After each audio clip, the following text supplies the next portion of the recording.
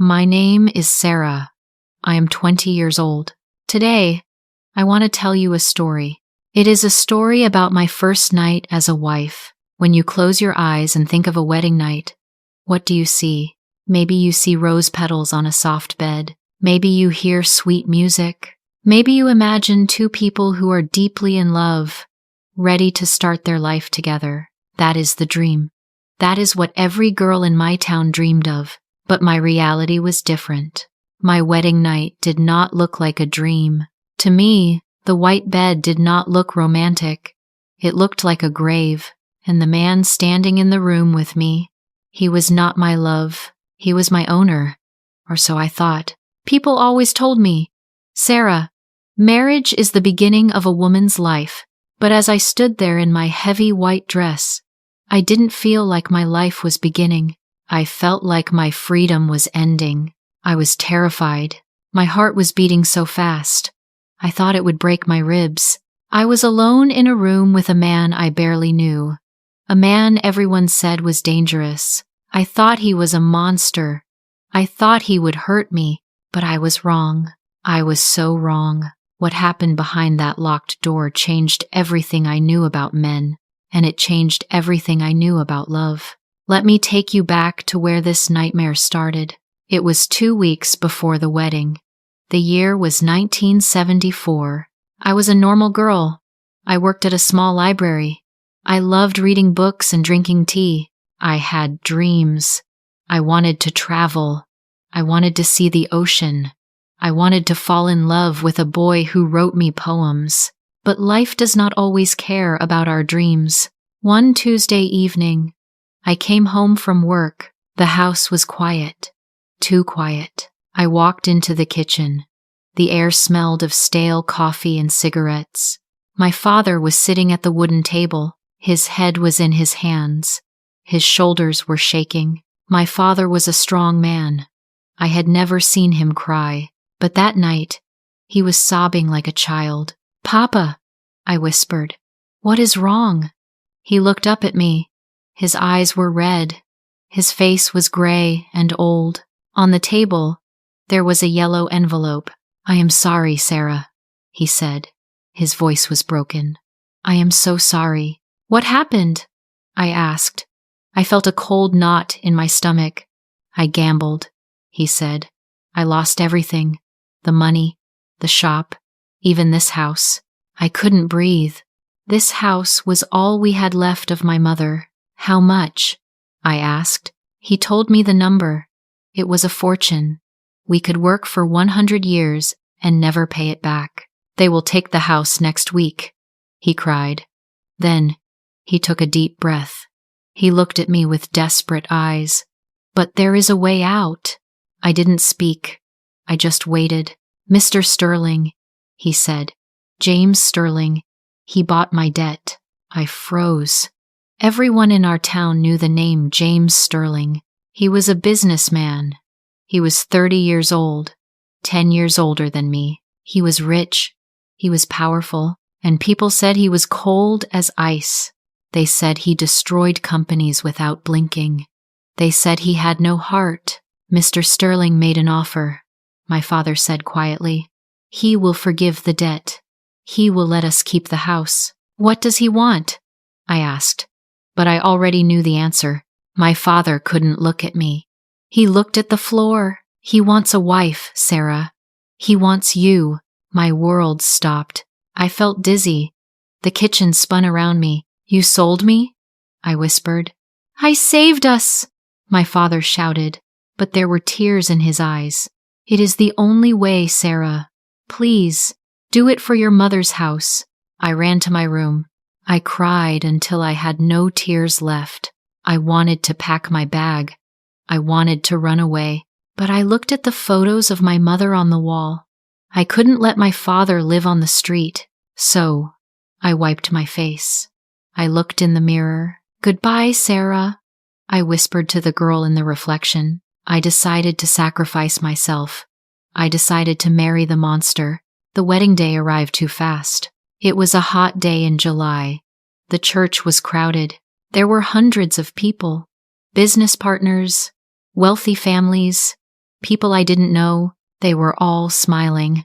They were drinking champagne and eating expensive cake. They looked at me and said, "Oh, look at the lucky bride. She married the richest man in the city." They didn't see my shaking hands. They didn't see the fear in my eyes. Before the ceremony, James's mother came to see me. She was a tall woman with a stiff face. She didn't hug me. She opened a velvet box. Inside, there was a necklace. It was made of thick, heavy gold. It was old and expensive. "This is the Sterling family heirloom," she said coldly. "My husband gave it to me. His father gave it to his mother. Now, you wear it." She fastened it around my neck. Click! It was heavy. So heavy. It didn't feel like jewelry. It felt like a chain. The gold was cold against my warm skin. The edges were sharp. "Do not lose it," she warned me. "This necklace is worth more than your life." I walked down the aisle. The heavy gold pressed against my collarbone. Every step hurt. I looked at the end of the aisle. James was standing there. He was wearing a black suit. He was tall and broad-shouldered. He had dark hair and sharp eyes. He wasn't smiling. Not even a little bit. His jaw was tight. His forehead was wrinkled. I thought, he is angry. He doesn't want to be here either. He just bought me because he needs an heir. He looked at me, and his eyes were dark. I shivered. When we said our vows, his voice was low and flat. I do. It sounded like a business deal. When he kissed me, it was quick. His lips were dry. He didn't hold me close. I thought, he hates me. This is going to be a horrible life. The party ended late at night. We walked to his car. It was a long, black luxury car. The driver opened the door for us. The inside of the car smelled of expensive leather and old cigars. James sat on one side. I sat on the other, pressed against the window. I watched the city lights fade away. We were driving out of town, to his estate on the hill. The car ride was silent, complete silence. I wanted to say something, but my throat was dry. I looked at James from the corner of my eye. He was looking out the window. His hand was resting on his knee. His hand was big and strong. I looked at it and felt a wave of panic. Once, he turned to look at me. He opened his mouth, like he wanted to speak. My heart jumped. I thought he was going to yell at me, but he didn't say anything. He just sighed and looked away. That sigh sounded annoyed. I thought, I am boring him. He is already tired of me. We arrived at his house. It was not a house. It was a mansion. It was huge, made of gray stone. It looked like a castle in a scary movie. Inside, it was beautiful but cold. The floors were marble. The ceilings were high. Our footsteps echoed in the hallway. Click-clack, click-clack. There were no servants. It was just us. I felt so small. I felt like a prisoner walking into a jail cell. "The bedroom is upstairs," he said. His voice made me jump. It was the first thing he said to me in an hour. I nodded. I couldn't speak. I followed him up the wide staircase. Every step took me closer to the moment I feared the most. We entered the bedroom. It was a massive room with a giant bed in the middle. The bed had red silk sheets. To me, it looked like blood. Then, I heard the sound that still haunts my dreams. Click! James locked the door. He turned the small metal key and put it in his pocket. My blood turned to ice. Why did he lock it? I thought. So I can't run away? So no one can hear me scream? The room was so quiet I could hear the clock ticking on the wall. Tick, tock, tick, tock. It sounded like a countdown. A countdown to my pain. James turned away from me. He started to undress. He took off his jacket and threw it on a chair. He loosened his tie and pulled it off. He unbuttoned the top button of his shirt. Every movement was slow. Every movement felt like a threat. I stood with my back against the wall. I wanted to disappear into the wallpaper. I crossed my arms over my chest, trying to protect myself. The heavy gold necklace felt tighter now. It was choking me. I couldn't breathe. My chest felt tight. My hands were shaking uncontrollably. I closed my eyes. Tears started to burn under my eyelids. Please, I whispered inside my head. Please let it be quick. Please don't hurt me too much. I heard his footsteps coming closer. Thud, thud, thud. He stopped right in front of me. I could smell his cologne. It smelled like wood and rain. I felt his shadow cover me. I squeezed my eyes shut. I waited for his hands to grab me. I waited to be pushed onto the bed. My heart was pounding like a drum. Boom, boom, boom. I held my breath. Sarah? His voice was soft. It wasn't the voice of a monster. It was the voice of a man who was unsure. I didn't open my eyes. I was too scared. Then I felt his hands. I flinched. My whole body jumped. Shh, it's okay, he whispered. Stay still. His fingers didn't touch my body. They didn't touch my dress. They touched my neck. He wasn't trying to take off my clothes. He was trying to take off the necklace. I opened my eyes slowly. James was standing close, but he wasn't looking at me with desire. He was looking at the necklace with a frown. This thing, he mumbled. It's digging into your skin. Your neck is red. His fingers were big, but they were incredibly gentle. The clasp of the necklace was small and difficult. He struggled with it. He was so close I could feel his warm breath on my forehead, but he didn't take advantage of the moment. He was focused on helping me. Snap. The lock opened. The heavy weight fell from my neck into his hand. James placed the gold necklace on the table with a loud clank. I took a deep breath. For the first time all day, air filled my lungs. The pain was gone. I rubbed my neck. I looked at him in shock. He stepped back immediately. He put distance between us. He wanted to show me he was safe. Why? I asked. My voice was trembling. He looked confused. Why what? Why didn't you do anything? I asked. You bought me. My father sold me to you. I am your property. James's face changed. He looked shocked. Then he looked hurt. Bought you? He repeated. Is that what you think? You paid my father's debt, I said. So you own me. James sighed. He ran a hand through his hair. He looked tired. Sarah, he said gently, I didn't pay the debt to buy a wife. I paid it because your father saved my father's life in the war 20 years ago. My mouth fell open. What? I owed him, James said. When I heard he was in trouble, I wanted to help. I offered to clear the debt, but he said you demanded a marriage. I stammered. James looked sad. No, your father is a proud man. He wouldn't take charity. He refused my money. The only way he would accept the help was if it was a marriage alliance. He wanted to feel like he was giving something back. He insisted on the marriage. I was stunned. My father had lied to me? No. He had tried to save his pride, and in doing so, he terrified me. I agreed to the marriage because I thought I could give you a good life, James said. He looked down at his feet. He looked like a shy boy now. I know people say I am cold. I know people say I am ruthless. He looked at me with honest eyes. But I was scared too, Sarah. I don't know how to talk to women.